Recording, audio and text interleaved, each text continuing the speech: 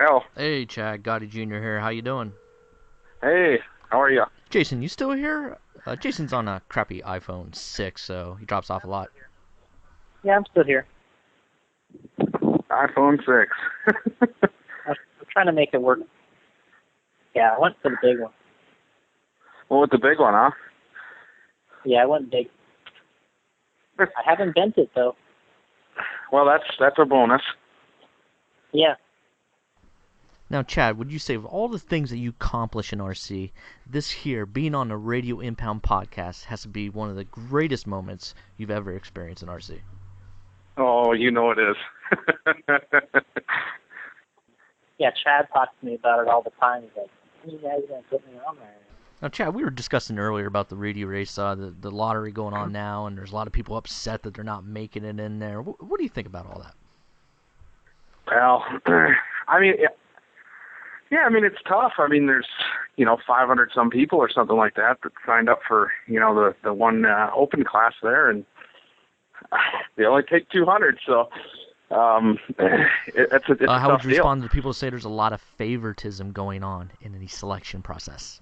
Well, I mean, I think that's probably taking it a little far. I mean, I think there's maybe a little bit of favoritism there, but I don't think I think no matter how you do it, it's gonna look that way. I think to some people, and I don't think there's a good solution no matter what you do. And the only other solution you have is to open it up, some X day, and everybody's got to pay immediately. But that becomes a problem too, because how do you get 500 people all of a sudden that want to sign up at once? That's going to cause problems, and it's not any better. So I think no matter what they do, they lose out in that situation. But when you have a race that everybody wants to go to that badly, it's the kind of thing that's going to happen.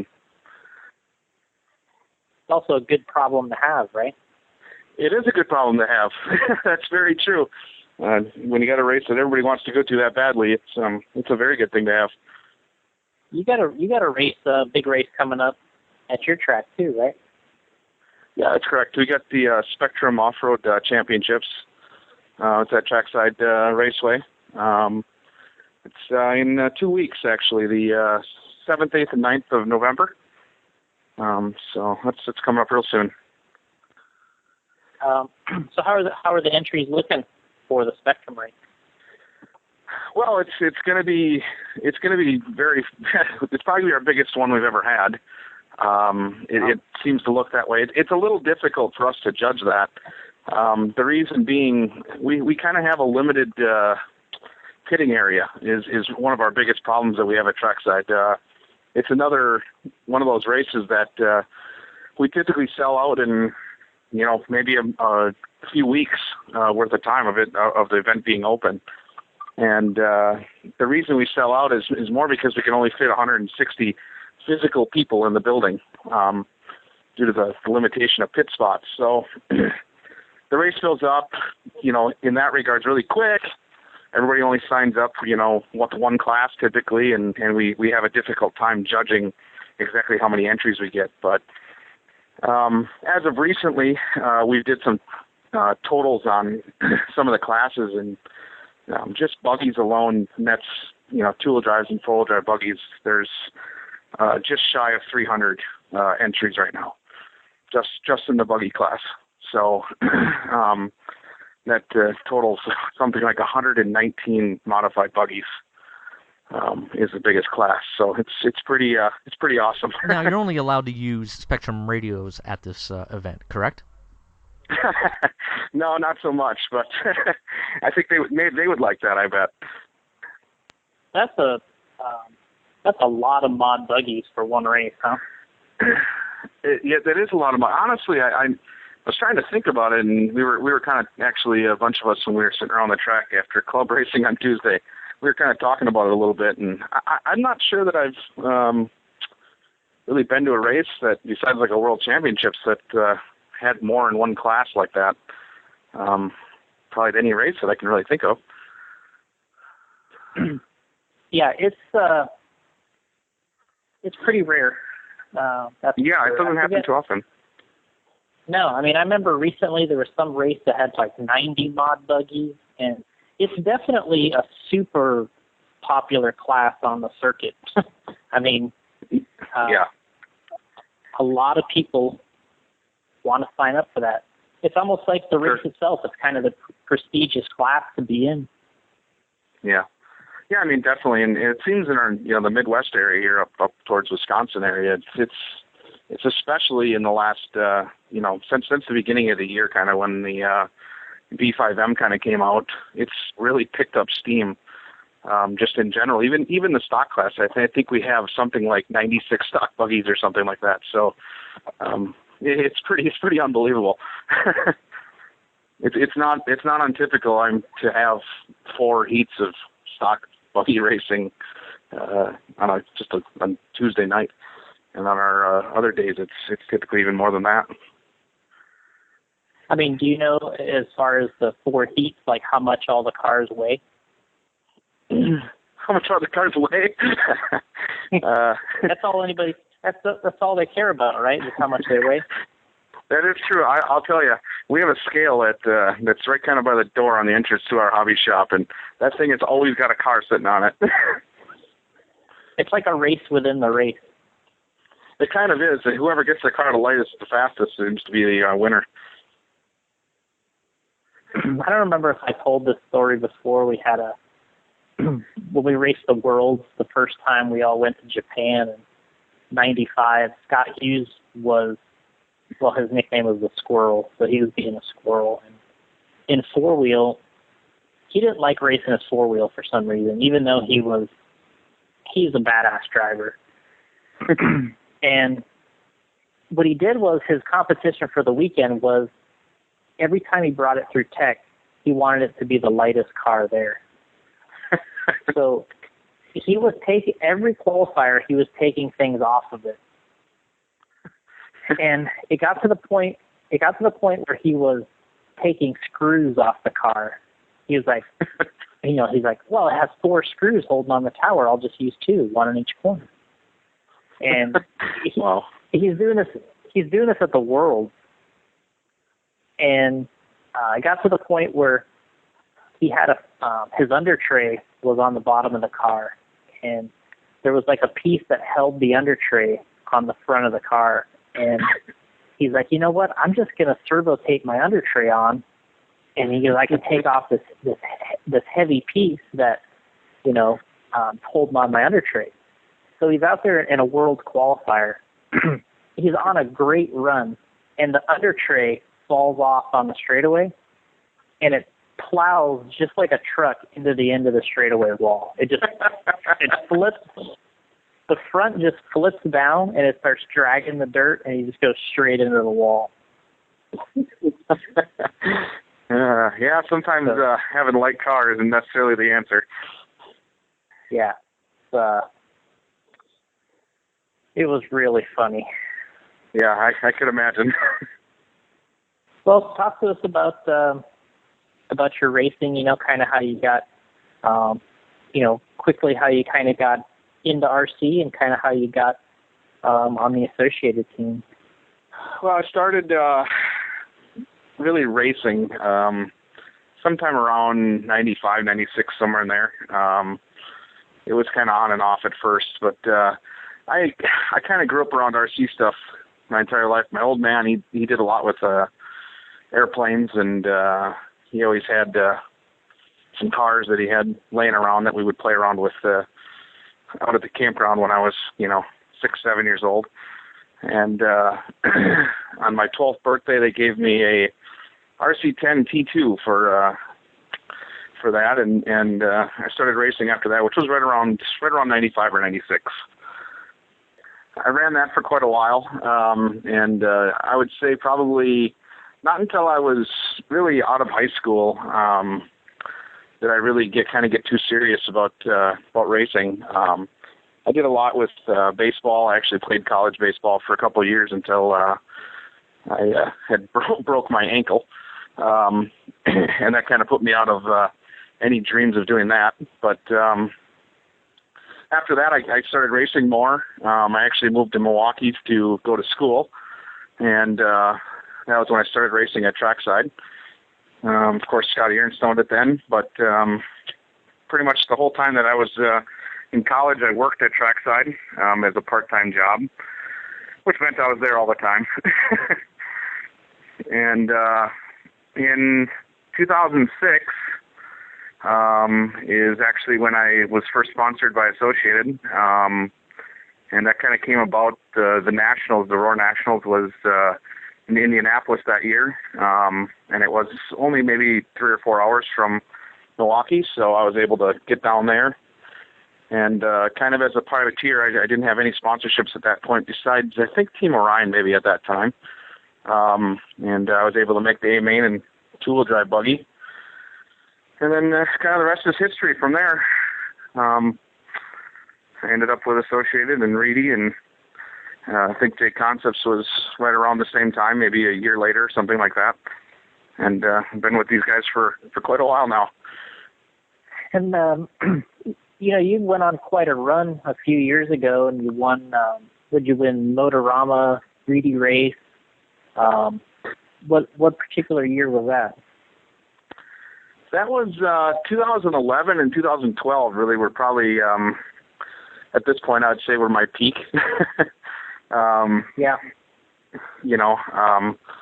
That year was pretty cool. Motorama went really good that year. I think I won 4 classes or something like that. And I know the Nationals that year too. I was in the A main in all 3 classes, and then in January of 2012, I won the Open class in two-wheel drive at the Reedy race.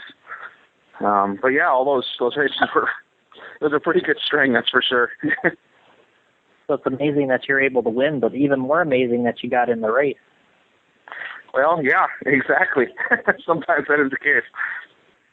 But yeah, I mean, it's obviously an awesome year. I mean, that stuff. In the Reedy race, it's kind of a tough race to win in the Open class because it's the double A mains, right? There's only 2. Yeah, exactly. That double A main format is really it's really different. We're not typically used to that kind of format. I mean, obviously everybody knows it's either single mains at a lot of the races, and then the large ones are triple A mains. But the double A main setup, you really can't have a bad race. So it's very unique in that sense. Yeah, and then the second main has more weight than the first one. So basically, if you're going to get a second place, it has to be the first main, and you need to really put your best run in the second main, right? Yeah, correct. And actually, the year that I won, the first race, I actually finished 3rd. I think it was Frank that won that race, the first day, and I think Brent was 2nd. Brent Filkey, and I finished 3rd in the first one, and then the second one, I think Frank made a mistake real early in the race. It was maybe like a minute in, and I was able to get in the lead and held the lead the whole time, and Brent ended up 2nd, maybe a few seconds behind, a few corners behind, and because I had a 1st and a 3rd, my points total was better than Brent, so I ended up winning the overall. Brent got 2nd 2 or 3 times now. Yeah, I think so. I think maybe 3 times. I can't remember, but I think last year was the 3rd time. It's got to be frustrating, I imagine. Well, I notice he's on the list, so this could be the year. It could be. So, talk to us about your experience with the different cars through Associated. We'll talk about that a little bit.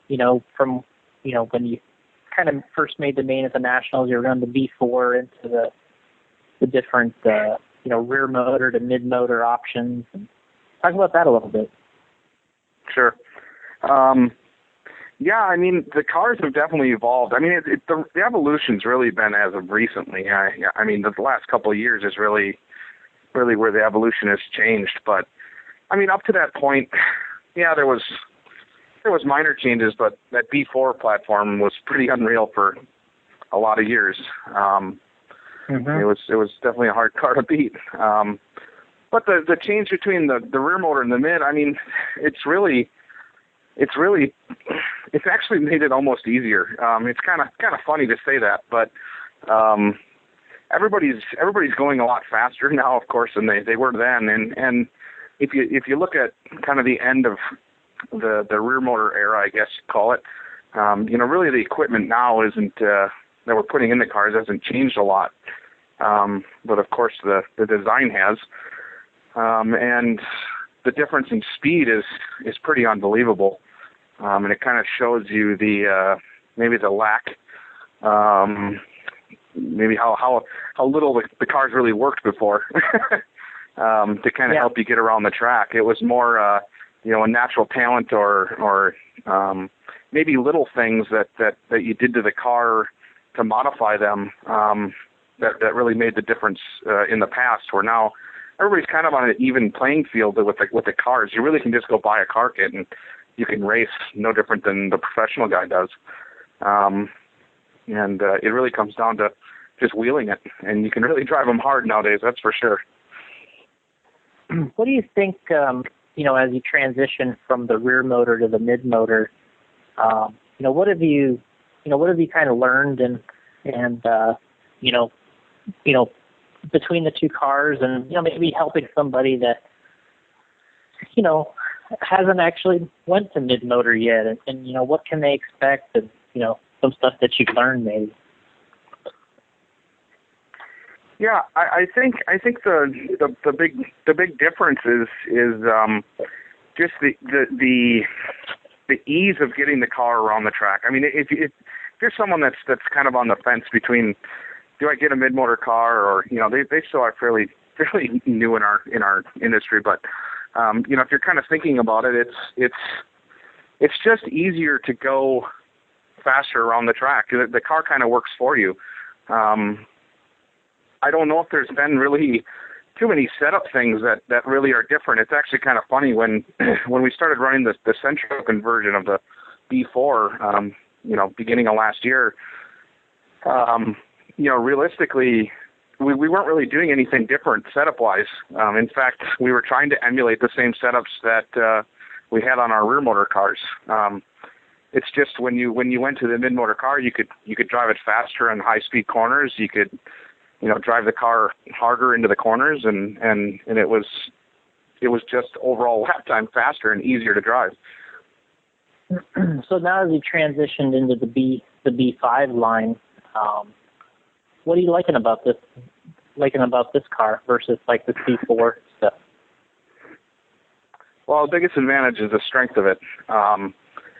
You can pretty much bash it as hard as you can, you can hit something, and you can really drive away. In the past, the cars were a little bit fragile. If you did do something, maybe not so smart, it would break. Or now, you could drive right straight into a wall and not really break it, which is equated to, being more confident on the track. You can do things that maybe you wouldn't have tried before. Maybe there's some triple that you had to turn right away, and before you would have went, no way, I'm doing that. I'm going to break my car, and now you just go for it. And so, there's a lot of confidence there. And as far as the the layout of the car itself, and have you been anywhere where the car doesn't even work? Is it everything? Where you have to vary so far off of your standard setup, or is it in pretty good shape? Yeah, that's actually kind of funny. We Dustin Evans and I, we ended up another J Concepts guy. We ended up at a race in Iowa, the Hobby Haven Shootout, and everybody before we went there, because we all were trying to find out what tires kind of we needed to have with us, or what was kind of going on, and everybody before we went there, everybody told us, you got to have a rear motor car. You have to have a rear motor car, and that's all we kept hearing. And then we got there, and we saw the track, and it was kind of rainy that weekend, but they got the track to where we could run on it, and it looked really slippery. We were just kind of watching people drive around the track, and it looked really, really slick. And all these people were running rear motor cars, and we're like, oh boy, this might be bad. We don't really have rear motor cars. That's all we brought is our mid motors. So, we both decided, all right, let's just go out there and see what it's like. And it was really funny because we were the only ones that really ran them that way. And we immediately went out there and were just substantially faster than the people with the rear motor cars. And then everybody kind of noticed, and they went and switched to their other car, and they went out and ran it. And all weekend, that's all we heard was, it's unbelievable how much faster the mid-motors were on a surface that everybody basically said they would never work on. Yeah. And it's really pretty amazing that that's the case. It really is. So basically what you're finding is, through tire selection and everything else, I got Jazzy Dog, but that's our trained attack dog. But, so what you're kind of finding is the fact that even before, when you thought that you needed a rear motor, now the mid motor's even moving in as a really, really good option. Yeah, that is really the case. I mean, I honestly, after that race and how slippery it really was, and how different that was to anything that really is kind of happening at all the other races, where all this high traction and sugar tracks and carpets and all this stuff that's going on, this was pretty much the exact opposite, and in a place that everybody kind of told us it would never happen, and they seem to they excel actually in that area too. So kind of as you're going to prep here for the Spectrum race, what can the guys expect that are coming in there? You've driven a little bit as a club racing on the track. What do the guys usually expect coming in as far as how the cars work there at that race? Sure. The grip level at tracks, it's pretty good. It's maybe mid to high traction most of the time. The big difference is that the track is tighter. It's kind of skinny in comparison to some of the larger tracks out there. So I think the big thing that catches most people off is one, the track surface changes a lot. So a lot of people will come in there with what they think is their hot setup, or what we'd normally run, or whatever the case is, and they go out on the track immediately and they make an assessment, and it's probably not the right thing to do. And this happens at a lot of races. It's not just ours, but you kind of have to be patient, especially indoor racing, and kind of let the track come in. And I think that's probably the biggest mistake that most people make. They start off too early and they they start making too many changes right off the bat. Yeah, that's correct. And I think a lot of times, the cars, you kind of got to get to a standard setup and just kind of have confidence in yourself and in that setup and in the car that it's going to work. And you just have to be patient sometimes, because sometimes the tracks just take a while to really get where they're going to be when you actually race. And you got a new associated car in the fleet. You got the B44.3 now. Do you have some time on that car, or how much time do you have on that one? Yeah, I've ran it a couple times. I practiced with it last Sunday. I did some running with it at the track. I'm kind of fortunate I can run after hours, so I can run when nobody else is around. But I did run it. It kind of is. I ran it then, and it was really good. And I actually thought it was better than my old car by quite a bit. It really was consistent, and it was fast. It was much faster, I think, than my old car was. What are you going to go with there in terms of? Are you going to go full gear diffs? Or are you going to go ball diffs front and rear? Or how would you recommend setting it up? Yeah, that's a little bit of a tricky question, and the reason I say that is a lot of people seem to give the gear diff, especially the associated diehards, they've kind of always gave the gear diffs a hard time. They didn't really give them much of a chance. They didn't really try to make some setup changes to kind of compensate for the difference in the way they drive. And kind of to give them some time to kind of feel them out a little bit. And I've been running them for in the other car using some test diffs and some stuff like that from Durango that we had converted into the B44.2, and I actually been running that for the last, I don't know, 8 or 9, maybe a year almost now. And I've gotten really comfortable driving them, and I think there's a big advantage to them. They definitely accelerate substantially. I mean, like way more than you could get with the ball diffs. And I think it might take a little bit smoother driver to use them because you kind of can get carried away because they do deliver so much power. But I run a little bit less motor than maybe you typically would.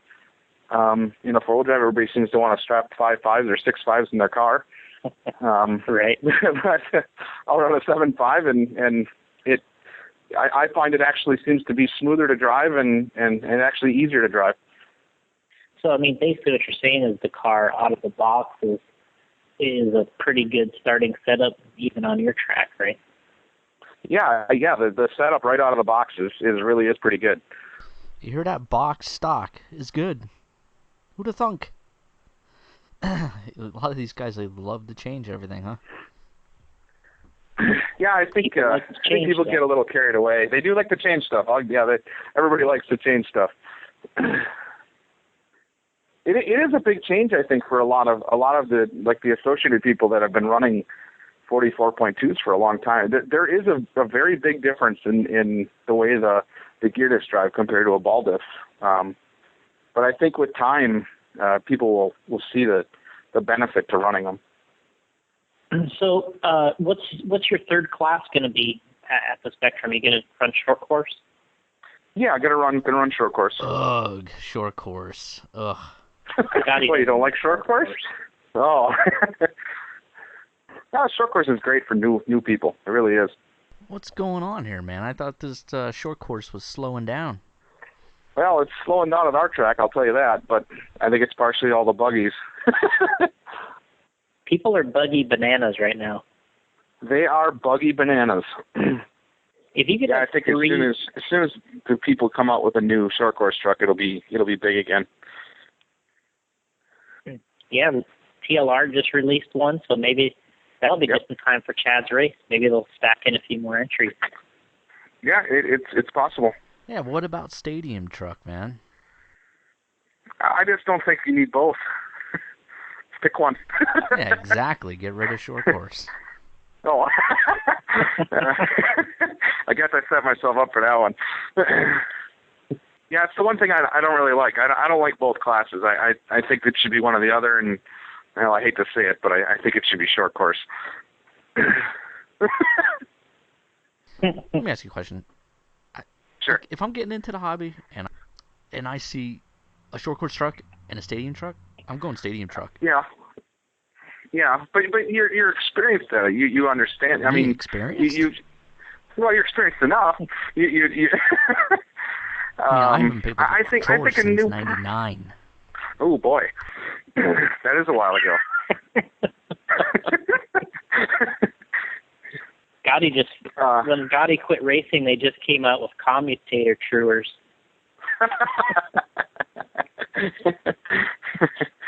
Don't let him kid you. He's got a P main trophy that he's really proud of. Ooh, that's the way to do it. Yeah, you knocked that P main trophy, Jason, but that race went all the way down to the Z main. Mm. Wow, that ain't bad. See, 50%, you're halfway up.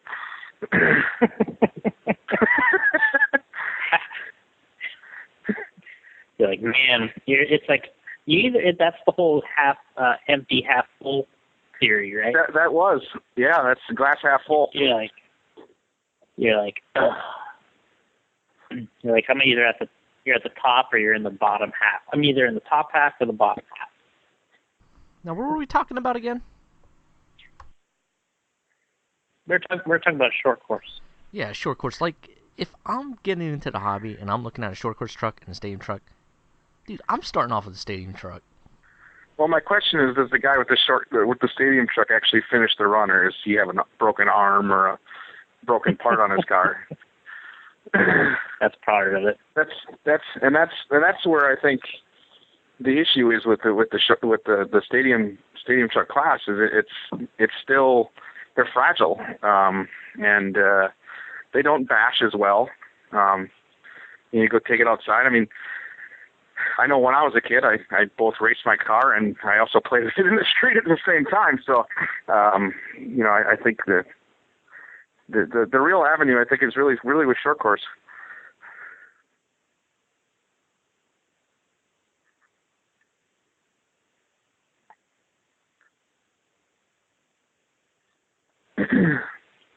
Yeah, I mean that's possible.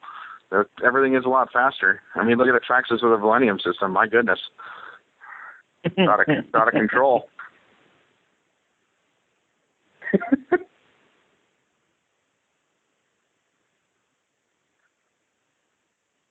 That and your 1,200 milliamp battery only lasted 4 minutes, so. You only had 4 minutes to break it in, not 15.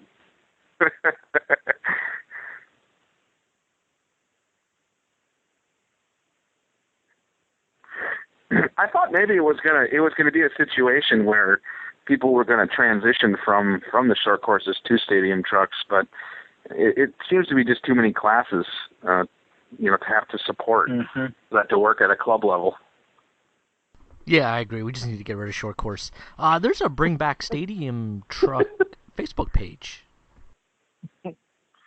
What's funny is it's like what I notice about that page is it's people that like are pulling a stadium truck out of their garage or their closet, and you're like, it's like that's not the way I see it. Like, it's not Bring Back Stadium Truck, like pull it out of your garage like a Chad's T2 from 1995. It's like, to me, it's like you're getting a current stadium truck and you're going to race it. You're not like pulling out your vintage one.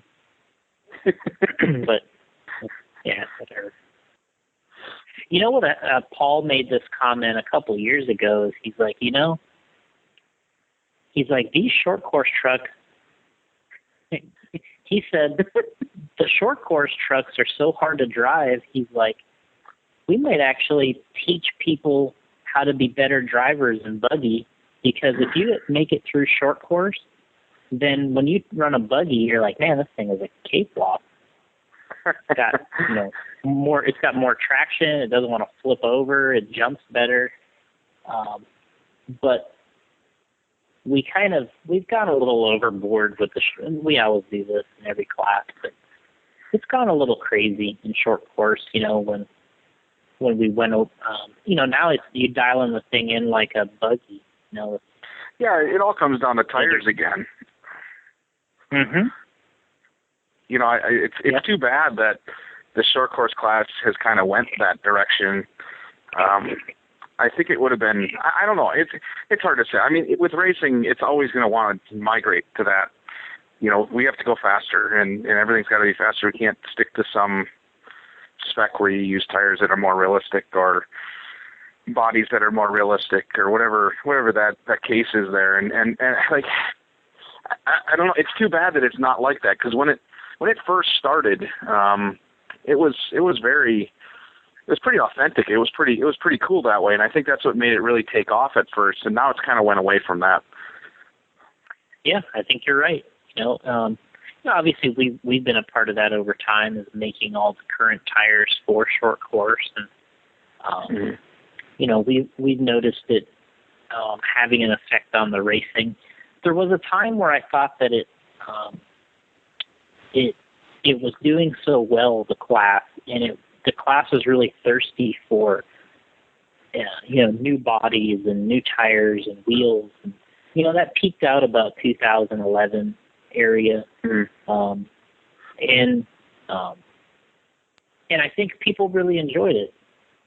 But coming off of that, that the buggies started becoming so popular that I think their interest in short course just completely went away from a racing standpoint. And they're like, man, if I'm going to do all these upgrades to my short course, I might as well just run my buggy or 2 buggy classes.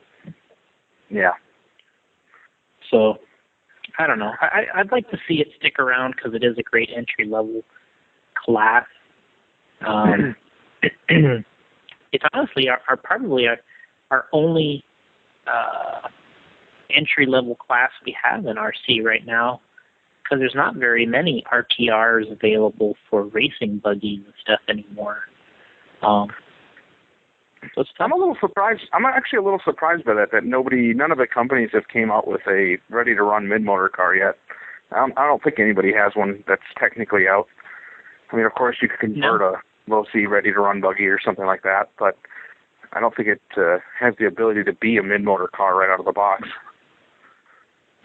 Yeah, you'd have to. Yeah, if the question is how, if it's going to be a race car or a pseudo race car, how to fit it? You know, how raceable is it out of the box? Sure. You know, I've been saying for a while that it'd be nice to have a very raceable car out of the box, but the price tag kind of says otherwise.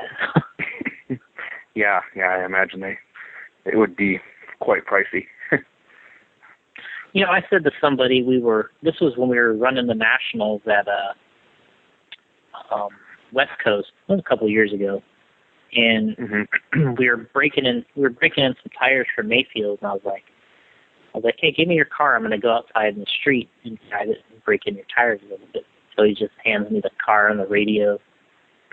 You know, and I was kind of like, for a minute, I was like, man, this is cool. I'm driving Mayfield's car out on the street, you know?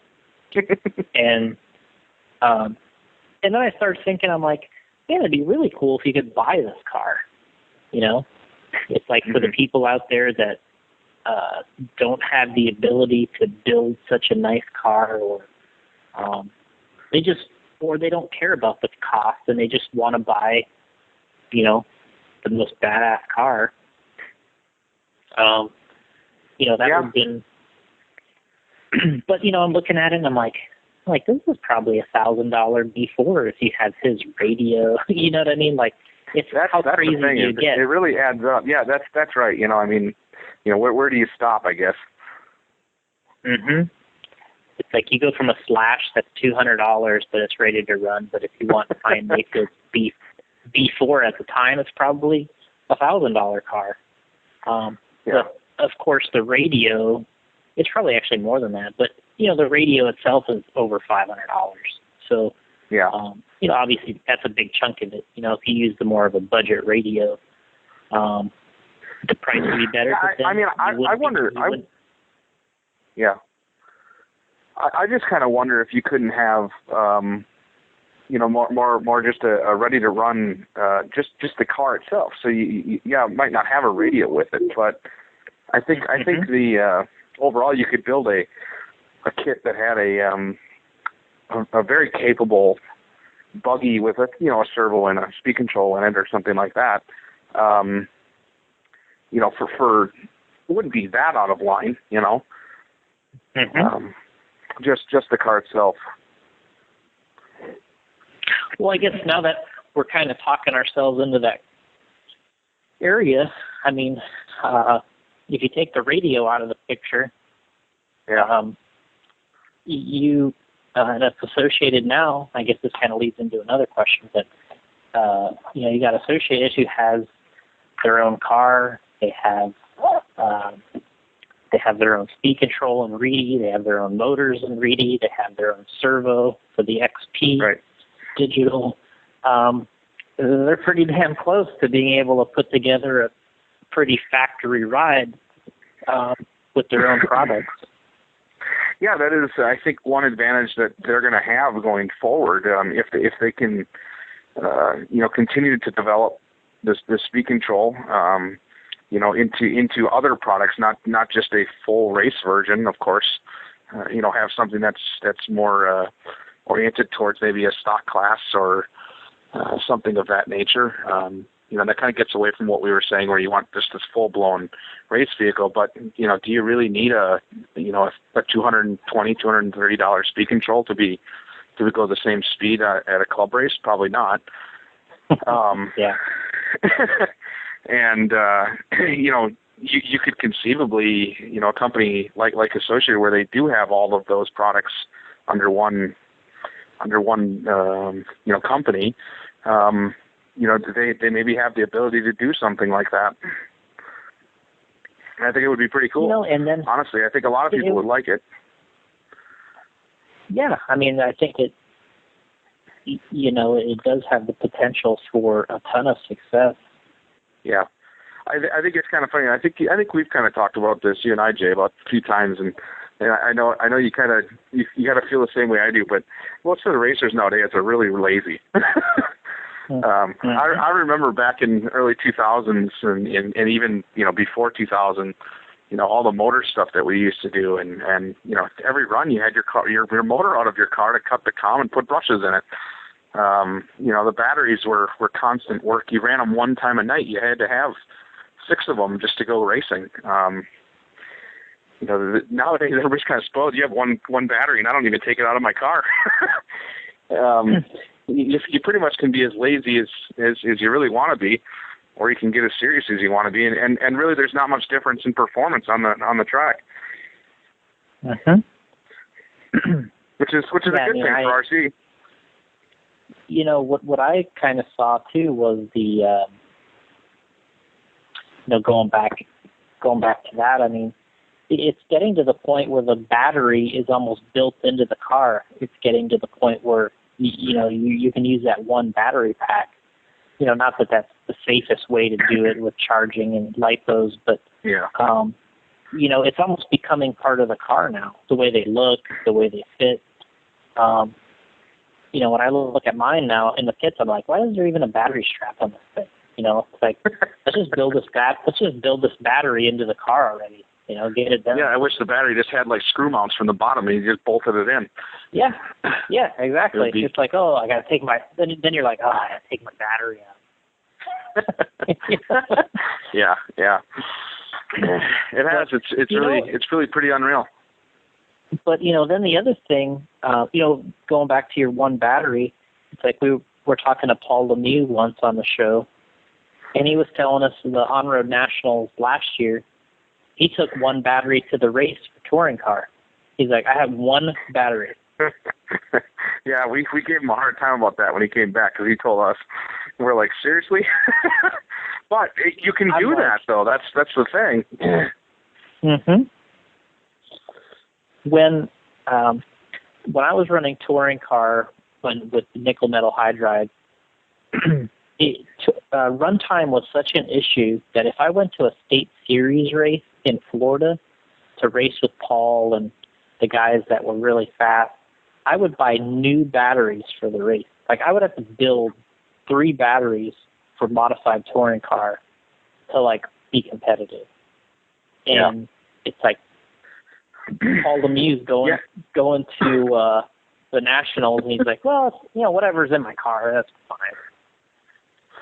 Yeah, I mean, back when Trackside had their touring car track, and they had the U.S. Touring Car Championships, and I was working there at the time. I mean, we would build 1,000 batteries, like over the weekend, because people would just buy new batteries just constantly. Everybody bought everything new every time for that race, and I mean, everybody had 5 or 6 of them.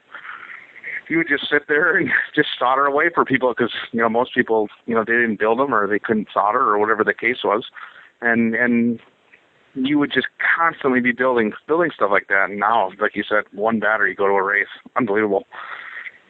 Could you imagine today if you just gave a person a box of cells, and you said, all right, let me buy a battery pack, and you hand them a box of the cells, and they're like, okay, I'm ready. And you're like, well, no, you need battery bars, and they'd be like, what?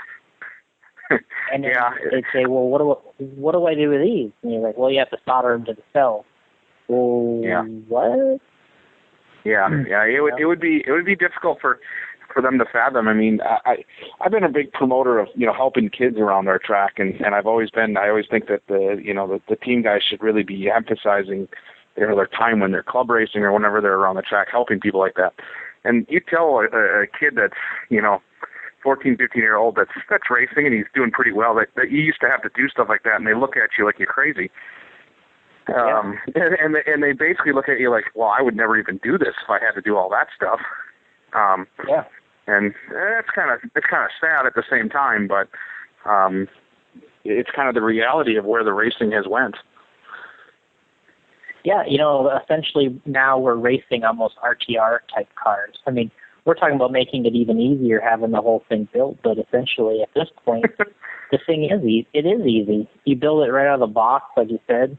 You put a couple bling parts on it. You get your body custom painted, and the thing just keeps running until you break it. Before the thing's like it's like a space shuttle. It's tore down each race, and new motor retrued. Unsolder the battery. Every single run. There was a lot of stuff. There wasn't much time for chit-chat between your races. No. I mean, at the race we were just at, we talked about it last week in Massachusetts, Mayfield. There was so much time between his races, he went and bought a rock crawler to go play with. His race cars were ready. He's like, I'm running the same tires. He goes, I charged it. He goes, it's working good. I'm just going to go outside and do some rock crawling. Yeah. So, that's funny. But it is. Now that's all we need is we need the race tires mounted up for us when we get them, and we'll be ready to rock. Yeah, just order them. If you want them scuffed in, let us know. We'll scuff them in for you. Exactly. I mean, you got nothing better to do, right, Jay? I'll do it. Not personally. Okay. Out there. It's like, how many burnouts do you want on these?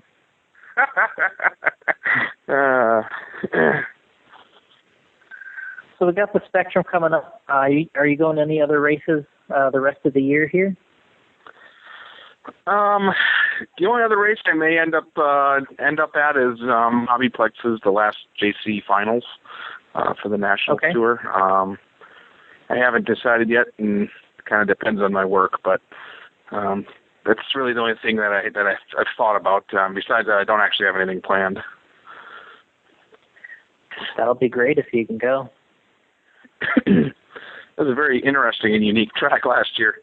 I think it was partially the weather. It was pretty dismal, I guess you'd call it. It was snowing and sleeting and all kinds of stuff. I don't think it really helped. Yeah, I mean, it was like 16 degrees, which was probably nothing for you, but I remember that time we flew to Motorama and we met up in Cleveland, and you're telling me you left your house and it was like 30 below, and I'm just like, what? Yeah, that was crazy, that trip. It was really, really cold. It was negative 4 degrees or something like that on the plane when we got on it. I was like, you got to be kidding me. Yeah, I was like, did you just say 30 below? It's like I just left Florida. It was like 80 degrees. So, yeah, it's good stuff. We're going to have fun there at that race at Hobbyplex. The interesting type track with the super high driver stand. It's kind of a big track. Yeah, the slope ceiling is kind of a weird perspective, too, when you're driving on that track. Kind of gives you this feeling that you're falling off the driver's stand the whole time you're driving. Yeah, you're sliding down. Yeah. We had this event I've raced at a couple of years, the Southern Nationals in Louisiana, and they build, you know how the Motorama driver stands are like kind of that scaffolding. Sure. But it's like the electric one's like one or a half a level of scaffolding. Well, at this race, they're like 3 stacks high. With that. Wow. And you know how you walk on those planks and they bend and all that stuff. Yeah. I mean, when you go up there to drive, you're kind of a little freaked out. You know, it is really high, and you can kind of feel the thing moving. You know, like scaffolding can be pretty crazy. If I got a guy having a meltdown, you know, and he shakes this thing, you know, I'm gonna like, freak out. Well, you just need to wear a parachute next time. An emergency parachute. Yeah, parachute right down to my marshal's position. There you go. So, I don't know, talk to us a little bit about you've been running the Reedy speed controls now. We talked a little bit about that earlier, but, we kind of went around your two-wheel buggy and four-wheel and short course, but talk about your electrical a little bit and what people can, the Reedy guys out there can kind of get excited about the speed of. Yeah, it's I've had it for now, something like, it's right around 3 months, something like that. And I kind of been one of the fortunate ones. There's a programming box to be able to make some adjustments to it. Not everybody's really got one of those, so I've been very fortunate that way. But it's not 100% needed. But when I got the speed controls, we didn't have kind of some standard settings to go on them. Now that they're going to be released, they do have some standard profiles built into them that work pretty good. That a lot of the other guys that have received them recently have been running with some decent success.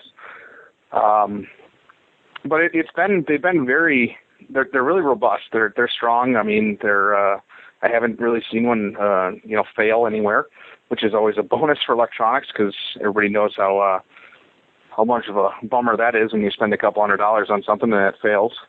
But they've been really, really good, and the software's been working good on them, and the little programming boxes. It's pretty cool because you can really adjust them to really do anything, and you can really actually get yourself in kind of trouble too if you mess around with it too much because you can end up on some settings that really make it feel weird. But it's really neat because it gives you a ton of flexibility, which is really, really cool compared to, I was running the LRP stuff before, and we just had a few settings you could change. And these really allow you to do a lot of changes. But they've been working really good. Besides that, I run the Fatava servos. That stuff works really well. I haven't really had any problems on that end. And Fatava just came out with a new radio, which is the 4PX. The screen's really cool. Everybody that sees it is they're really impressed with it. The new receiver that they have is kind of neat too because it gives you a bunch of data from your receiver. It gives you stuff like voltages and signal strengths, and it'll tell you the temps of stuff. It tells you the temp from the receiver, and there's all kinds of cool stuff. It's very fancy compared to anything we've had before. So. But all the electronic stuff's been pretty good. There's always little glitches in electronics, and but in general, very good stuff. What do you see? You had a really good result, Roar Nationals this year. I think would you make the two-wheel mod main, right? Yep. What do you think of that race, and how do you think you did there? Yeah, it was that was my first time running in Florida, and that was a challenge mentally. That race. I know, I'd talked to yourself many times in the past what it's kind of been like running on Florida tracks and stuff like that. And it's very challenging because they change a lot. At least this track did, and my understanding is they all kind of do that.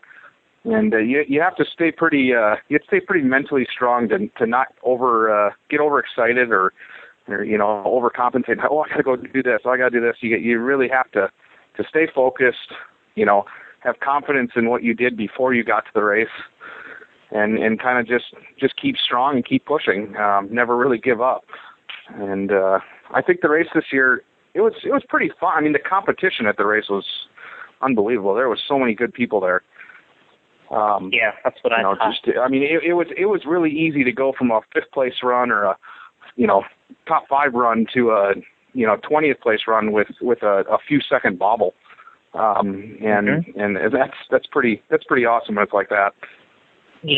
I thought too. I was like, this has got to be the most competitive match I think I've ever seen. It was. Yeah, I think so too. I would agree with that for sure. Definitely the most competitive I've ever been to. And then everybody complaining about the weather, though, right? Yeah, everybody. The weather did stink. I'll give him that. Everybody had to make sure to tell me,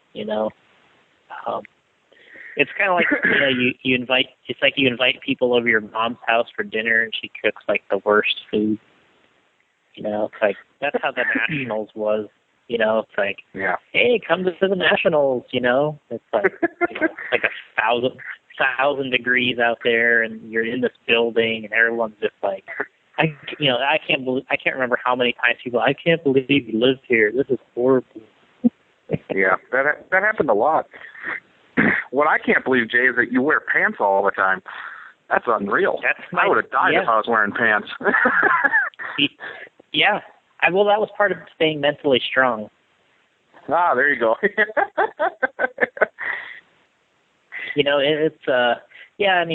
It was unfortunate the race was in August, but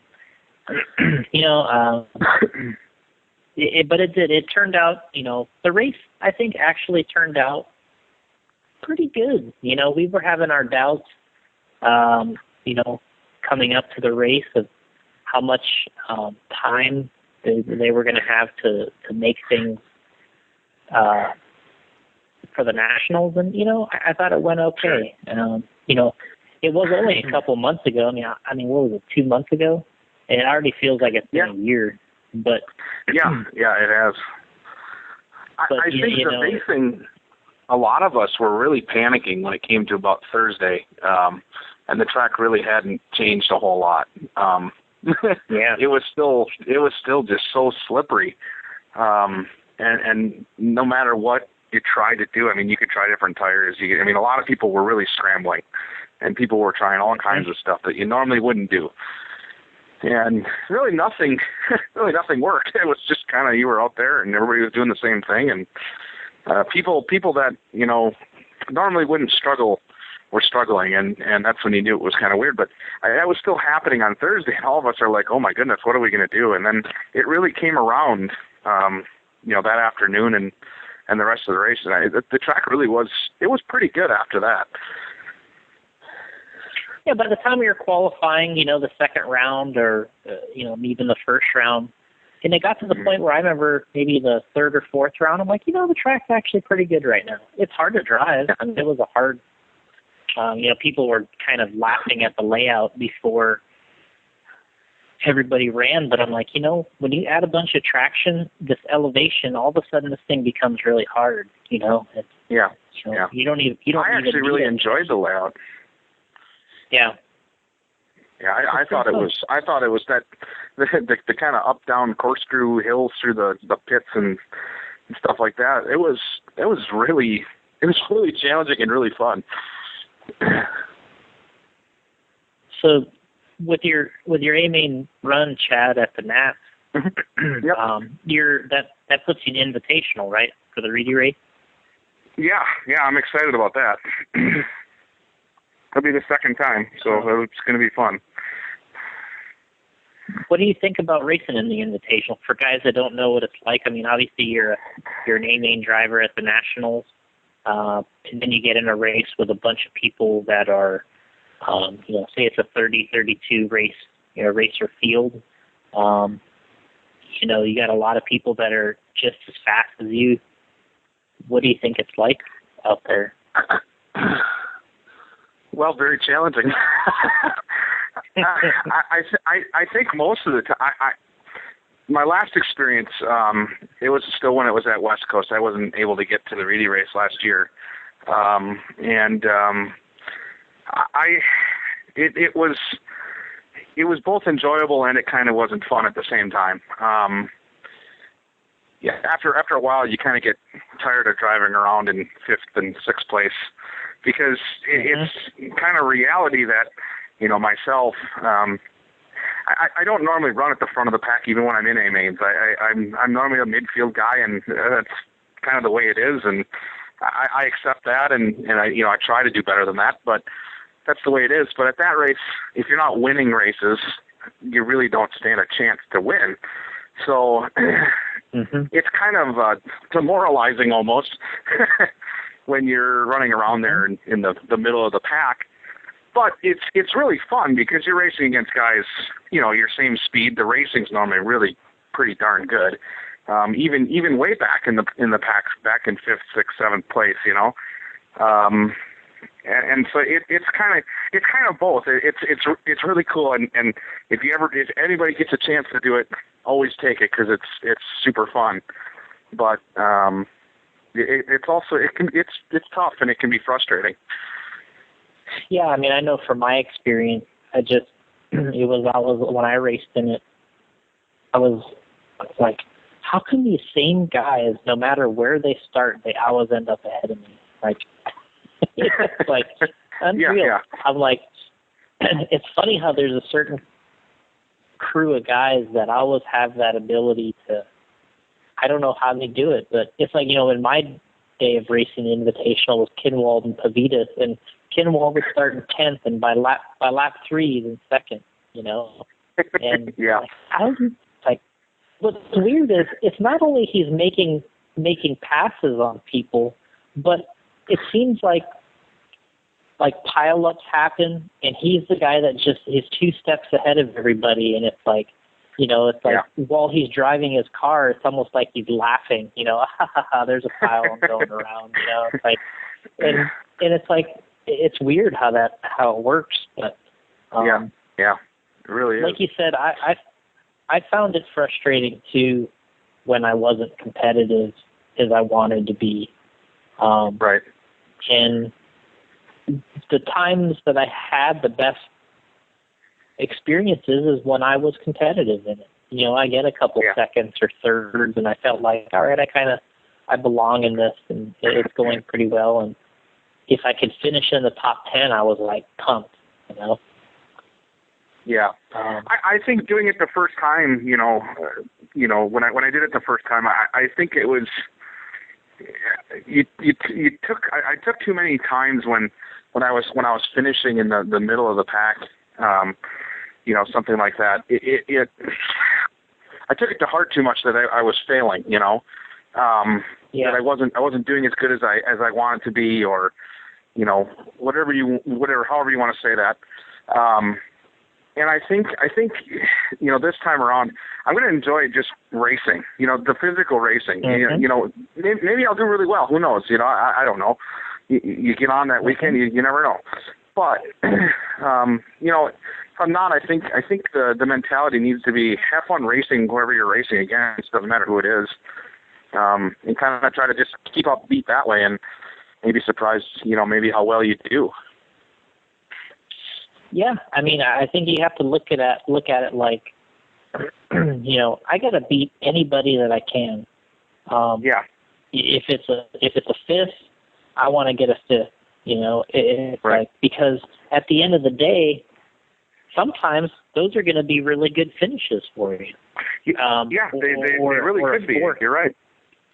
So I think, that is the mindset sometimes. I think when you're racing locally or you're racing people that you normally beat, when you get a bad start, you're always like, well, I'll catch up to you, okay? In that racing, you get a bad start, and you're just like, Cavalier's half a lap ahead of me already. Yeah, well, now what do I do? Yeah. Yeah. Like, what am I going to reel him in? Yeah. Maybe his car will blow up. No.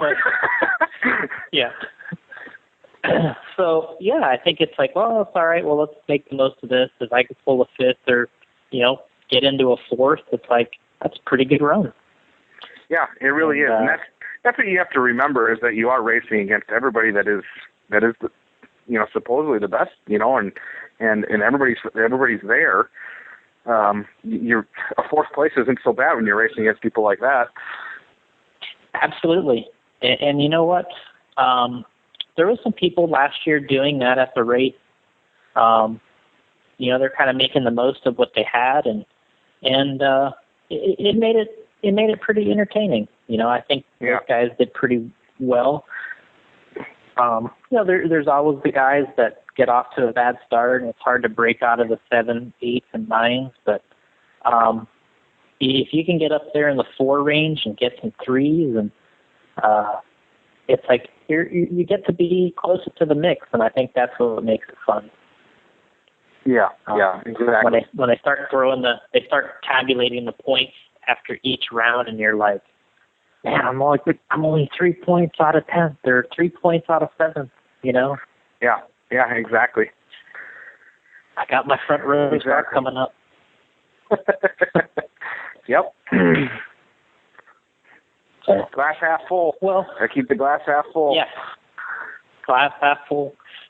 There's a guy that would used to joke locally how he, anytime there's a point series race, any type of a series, you know, it's like a 5 or 6 race series, he's like, do you almost notice how everybody's scenario going into the last race is, well, if I TQ and win, then I'll have this many points, you know? And he's like, that's everybody's scenario. And he's like, wait a second. He's like, have you ever TQ'd and won a race?